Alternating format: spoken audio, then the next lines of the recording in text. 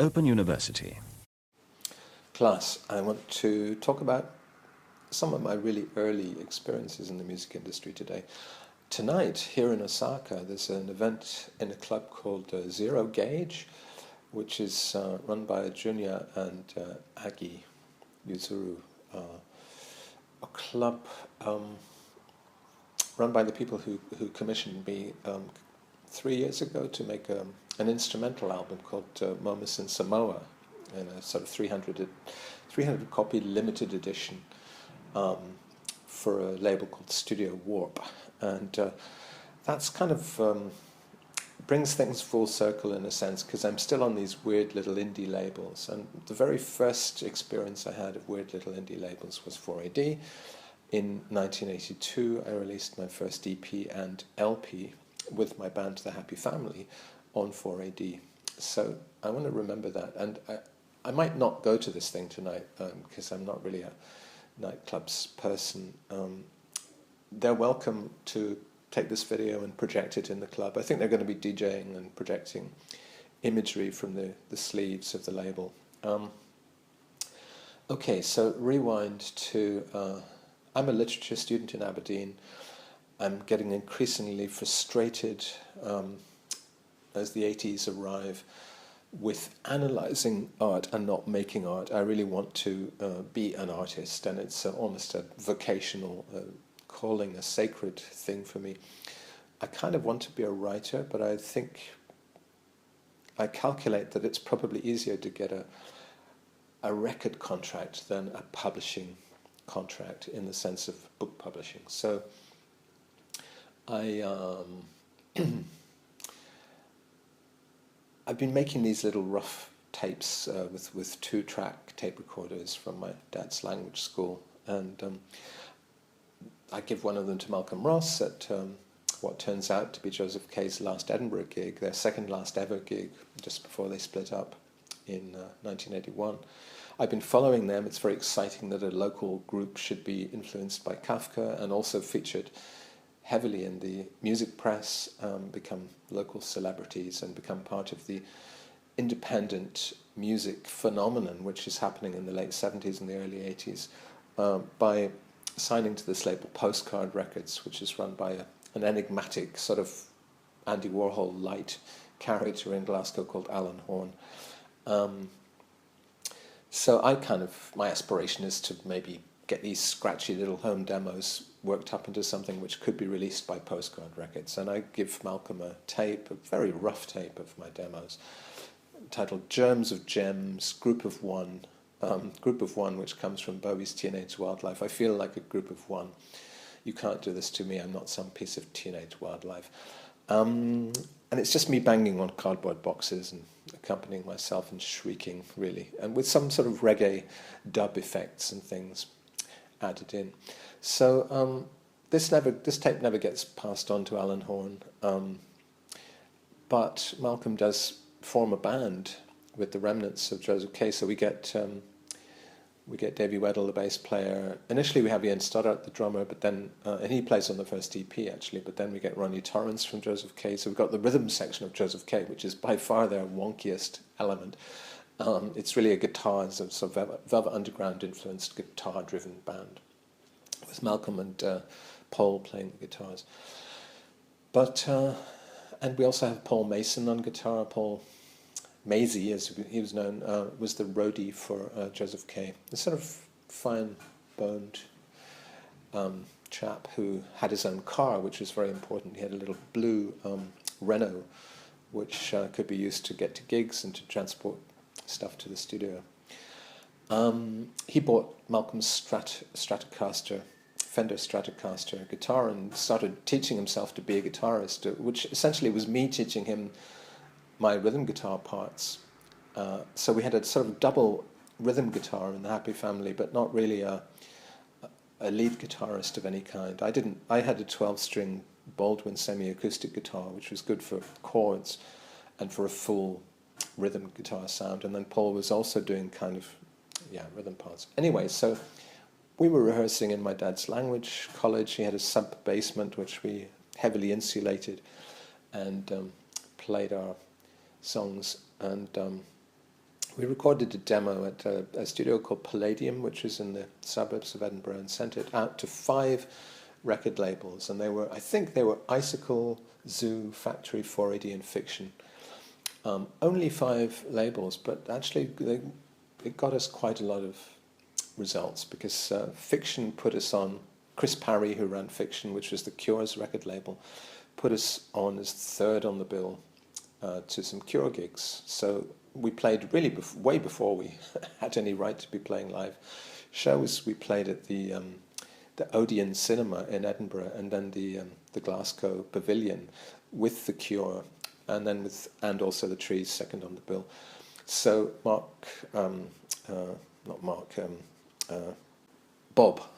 Fat Bob, Fat Bob from the Cure, who wasn't fat then, he was still slim then.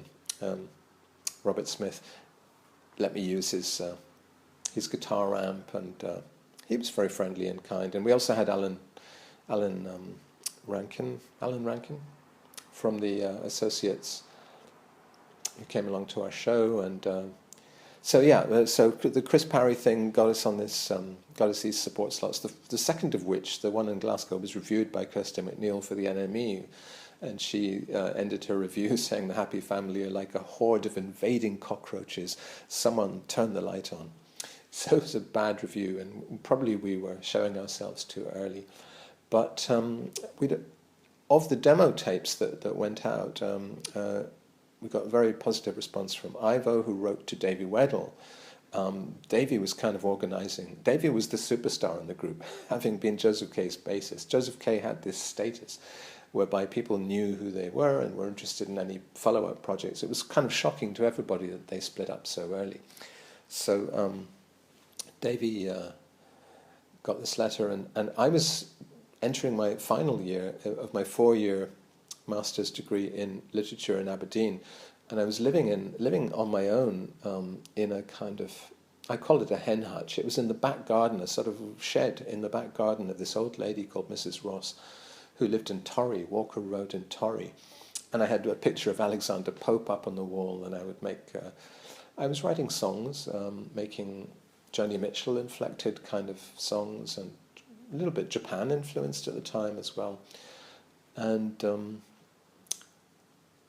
one day Mrs. Ross handed me this letter, which had come from Davy Weddell, saying Ivo at 4AD phoned me and he wants to do a record, and this is very exciting. And so I went to the English department and said, listen, I've got this thing going on in music, and I want to take a year out of my degree course to pursue it. So they said, okay, we don't really recommend that, but we think you can do it and come back. So I took a year out and returned to Edinburgh, and this would have been the winter of 81, the late 81.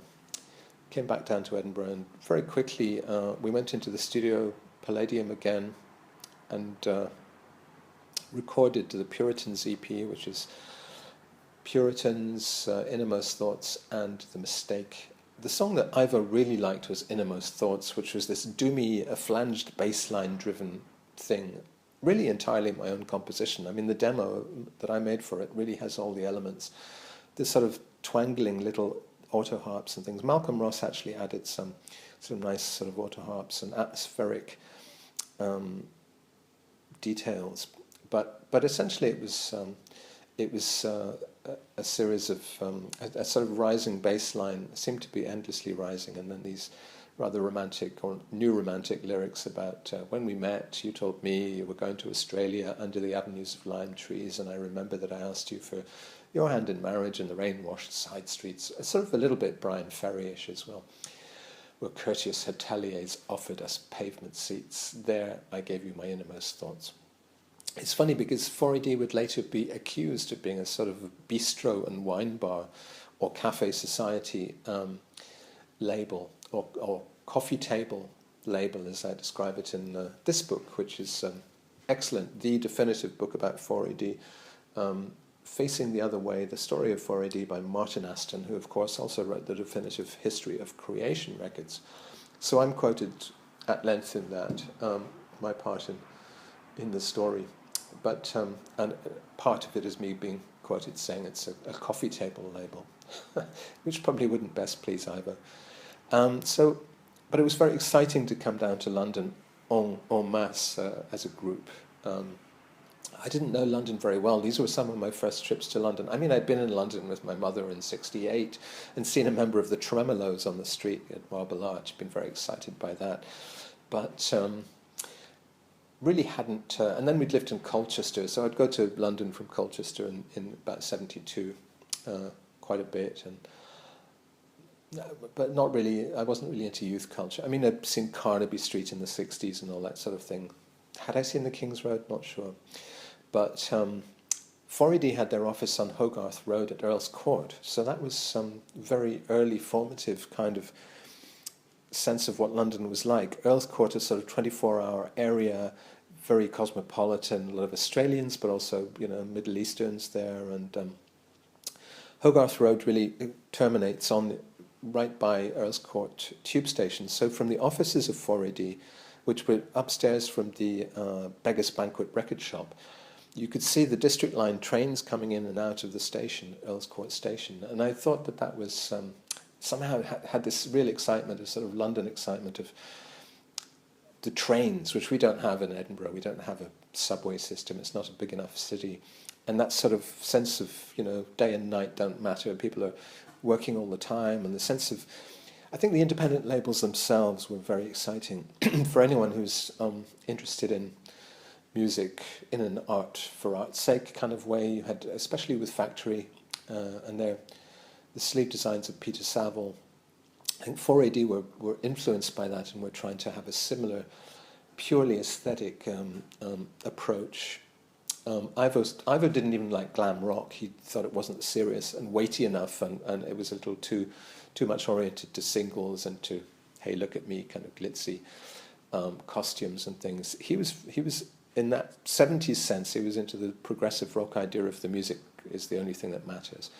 But he was being influenced by Factory, he was influenced by visuals and graphic design. So one of the first things Ivo did when he met us, we met him, we saw him, we came into the Beggar's Banquet shop and our eyes met, and I think I was a very skinny, shy guy, and he was also almost autistically shy himself, a very thin-skinned guy who you would say probably is not cut out for the world of business. And this book really goes into Ivo's kind of personality, his rather oblique personality, which of course was terribly important for the oblique music that he was going to put out on this label, but also led him to, you know, personal problems with most of the groups that he worked with, inevitable icings over of those relationships.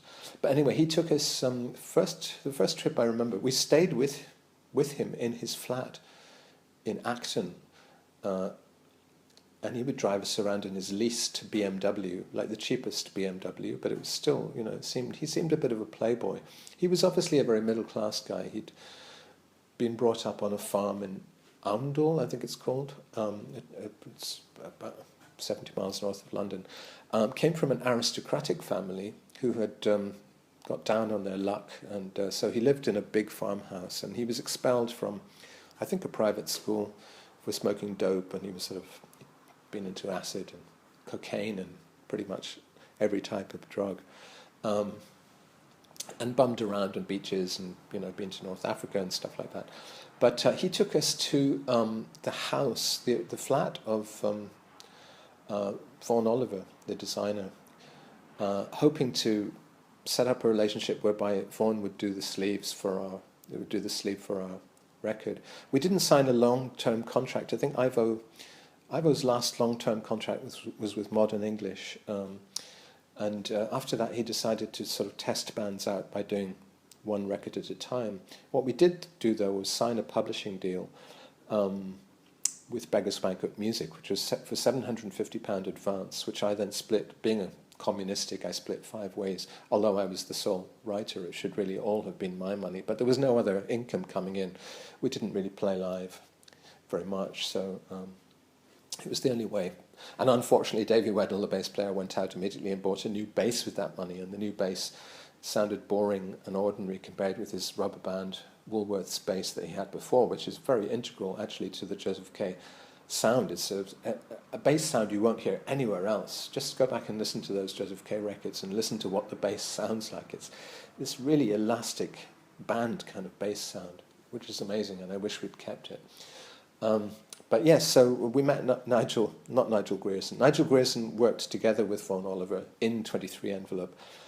Grierson was more a typographer, I think. But Vaughan Oliver showed us, I just remember him showing us scrapbooks full of selfies he'd taken in snapshot booths, photo booths. That was the main thing I remember. I don't even remember particularly seeing his graphic design work, but just the sense of him as a sort of art student. And this was before he was integrated officially into the 4AD label, because in '83, I think, the year after we made our records for 4AD, he moved in as a permanent employee to Alma Road, which was the new office in Wandsworth Town that 4AD kept for, perhaps they're still there actually to this day. And he was sort of, he was sent to work, when he wasn't working on graphic design, he was sent into the sort of stock room to work on lunking boxes around and things, which didn't best please him. But my impression of 4AD, that sort of apartment of Ivo in Acton Town, which was all sort of painted lilac and had minor birds in cages and had this amazing record collection, and a guest room where the birthday party had slept when they stayed in London, and where we were now staying. Acton and Earl's Court, and then Alma Road later on, I have this sort of impression of an aestheticized suburbia. So little stained glass detailing around the doorway, and that sense of things which I thought of as kind of horribly ugly. This sort of buying a house in the suburbs somewhere, but then having an aesthetic makeover inside, or just bringing out the Victorian details of a certain sort of utopian feeling that it's possible within your little private shell in your suburb to paint the walls lilac, to have strange birds, and to have a certain kind of quiet aestheticism. I think that's what 4AD represents for me, really. I remember being at Ivo's house and listening to, he played me the Garlands album before it came out, the Cocteau Twins record, which really put him on the map, certainly with John Peel. I mean, the thing about 4AD was that Beggar's Banquet, which was run by a guy called Martin Mills, who'd studied PPE at Oxford, and so in a sense a bit like Tony Wilson at Factory, very educated Oxbridge guy, one of these people who came out of the 70s and then went into the 80s as kind of yuppies in a way, that they had been financed, they had had a big success early on with Two Boy Army, who, you know, on the back of Gary Newman's success, went on to sell like 500,000 copies of the first Two Boy Army releases on Beggars. So the publishing money that I was taking as the writer in the Happy Family was coming from Gary Newman, essentially. 4AD also signed Bauhaus. So I remember seeing Pete Murphy once in the 4AD office with blonde hair. He had suddenly blonde hair, which looked very odd. I don't know. It was a whole London, which, like Ivo would take us in his BMW to. We went to places in Notting Hill, for instance. There'd be some kind of cafe where you could get proper coffee, and the Gate Cinema would be just across the road. I had the sense of Ivo being a sort of aesthetic guy who would probably go and watch Tarkovsky movies. There's actually a bit in one of these books about 4AD, How Soon Is Now, I think it's the book about all the indie labels, actually, a very good guide to the history of British indie labels, which says that the whole 23 Envelope aesthetic, that's the designers Nigel Grierson and Vaughan Oliver, was taken from one sequence in Tarkovsky's Stalker, where the camera pans across.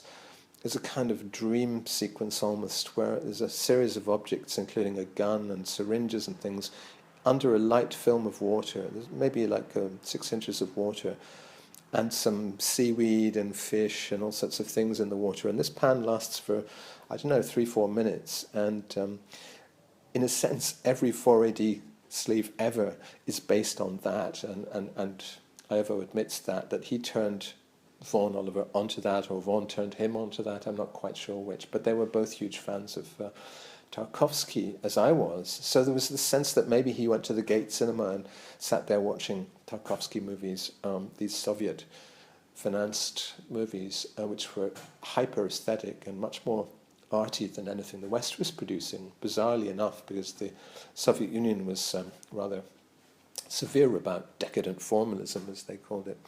So in the end, we never used 23 envelope, and this is one of my great regrets. I wanted so much to make my own graphic design for the sleeve, and so we made this rather whimsical 1960s influenced musical. It looked like a 60s musical, like The Sound of Music, you know, The Man in Your Street, songs from the career of the dictator, whole with a sort of botched combination of a drawing of a man dragging a woman by the hair and a photograph of the Earth from space, which I thought would be fairly easy to get, but apparently Ivo, there was a company called Space Frontiers which sold the rights to space imagery of the Earth, and Ivo spent more money getting this image from Space Frontiers than he gave us to record the whole album, which we recorded in a place called Castle Sound Studios with the engineer Callum Malcolm, who had worked with Joseph Kay, but had moved in the interim from central Edinburgh. It used to be called Castle Sound because it overlooked Edinburgh Castle, but it had moved in the interim out to East Lothian, so it was a real hassle getting to it. It was in an old converted schoolhouse. Nice enough once you got inside it, but there was absolutely nothing surrounding it except countryside. So we had this weird, I don't know, a week or 2 weeks in which to record, to go, I guess, every day in Paul Mason's Renault, Citroën, I think it was a Citroën actually, to record out in the countryside. And I never really thought we quite got the sound right. I mean, it's quite a lush sound on tracks like the title track, The Man on Your Street, very much influenced by late Magazine. Magazine had just split up the year before. And using, you know, xylophones and flutes and kind of saxophone, all sorts of supplementary colours in the palette. It did absolutely nothing. Another person we would have met, Ivo introduced us to Chris Carr, who was the press officer he worked with, and there was a hope that, I think Ivo had regular lunches with Paul Morley, and there was a hope that he would be able to interest Paul Morley in writing about us, Paul Morley having been a great supporter of Joseph Kay, but that never came off. Paul Morley seemed to pass on us, didn't think we were interesting, although he'd also been a huge Magazine fan. I remember walking along with Chris Carr, walking along the street. You know, you'd meet all these people in pubs, and I said to Chris, I was this very intense and rather severe young man, and I said, oh, you're a press officer. I didn't even know there were such things as press officers who'd liaise between artists and journalists. So I said, I suppose in an ideal world, people like you wouldn't exist, which can't really have endeared me very much to him. I think he probably nodded in agreement at the time. But there was this kind of frosty, like we never really, and the same with Peel, actually. Peel, another notoriously shy man. So Peel and Ivo had never really quite hit it off, although Peel was supportive at a distance of the 4AD groups that he liked. And then there was me and Ivo, sort of both, you know, quite well-educated and posh guys. You know, we were by no means working class. It wasn't like later on when I'd meet Alan McGee and people like that who were working class entrepreneurs with a lot of ambition and desire to make money and, you know, do well and stuff. I think Ivo was much more, you know, not too concerned about money. This thing of coming from old money and then deciding that some things in life are more important than money. I think Ivo was a true aesthete. So in his record collection, I remember hearing, he really sat there saying, you've got to hear this, you've got to hear this. So he would play me Tom Waits, John Cale, Tim Buckley, none of whom I'd heard before at that point. I'd heard Perubu and Wire and people like that who he also was very much into. But I hadn't heard any of those sort of slightly older generation artists. You have to remember that at this time I was 22, Ivo was 28. He was 6 years older than me. That seemed like a lot. It did mean that he'd had sort of hippie years. He'd bummed around being druggy and hippie in ways that I wouldn't have done. I was too young for that. I'd just been a student, Inglit student. But it didn't. In the end, it didn't work out, and we didn't really ever discuss making a follow-up record to The Man in Your Street. It was a sense that it had failed. Dave McCulloch reviewed it rather unkindly in Sounds, saying that maybe the time might have been right for the return of the concept album, but this record was a bit too verbose, and I was too Anglo-Saxon sounding. In other words, too middle class sounding. But I suppose, in the same sense that I might now regret having not got a 23 envelope cover, because that was such an 80s look, and in a way it would have been good to have been stuck into the 80s rather than the 60s. To be retro was perhaps a mistake. Why not be bang up to date and appeal to those people who were buying 4AD records? And there were even fanzines like The Offense, which was this American fanzine which put the Happy Family on the cover, dedicated purely to 4AD. Of course, later on it sort of all turned into goth. I don't know if I regret not having that 4AD sound, though. I mean, the Cocteau Twins sound. I mean, the people we liked on 4AD that really drew us to send the tape to 4AD were the Birthday Party, and Nick Cave didn't really sound. There was something maybe Beefheartian about early Birthday Party, or obviously there was some Bowie influence, but there was this sort of black sense of humour which I liked a lot. So the Happy Family, although it's a very serious and political record, it's also humorous, with a dark humour, because it's about the private life of the master race, essentially, the private life of fascists. Actually terribly topical now, unfortunately, because The Man in Your Street is basically Donald Trump. I mean, Donald Trump is everything that record was singing about. The authoritarian personality by Adorno, which I talked about in one of these lectures, very much informing it. I sort of, I guess I didn't hit it off, and Ivo introduced us in a way almost palming us off to Mike Allway in the pub across the road on the Hogarth Road from the office. Mike would come regularly to drink with Ivo and to talk about bands and things. I think we'd never sent a tape to Cherry Red, but Mike was at Cherry Red. He was the A&R man, and Mike was much more personable and, in a way, like, I guess, a sudden lower middle class energy of commercial. I don't know. I always think of things like The History of Mr. Polly, or obviously the Ealing comedies, or there's a certain kind of that Mike is. He's interested in bettering himself, but he comes from a certain kind of almost Dickensian lower middle class, and very affable and full of creative ideas as well. And in fact, that's what turned out to be the problem with Mike, that he wanted to really steer the ship artistically as well as commercially. And weirdly enough, he wasn't in the end very commercial with L Records, but it was very much an artistic sensibility. But so we ended up working with L instead, or I ended up as a solo artist working with L instead of 4AD. It's very hard to see where it would have gone. Interesting that people later, like the Mountain Goats, were still on 4AD, or the Pixies were on 4AD, and Bowie becomes a big champion of the Pixies. And anyway, I probably talked enough about 4AD. For the purposes of this, have a good time tonight at the Osaka 4AD party. Kind of amazing. 4AD was, Ivo told me anyway, that 4AD was named because they actually thought the project would only last 4 years. So, it was going to be a 4-year record label, but it's lasted much longer. Is it still going? Ivo's retired now to somewhere in America. But I think the label still exists and still puts out interesting records. That Ariel Pink was on 4AD. Ariel Pink, very interesting artist. Anyway. Open University.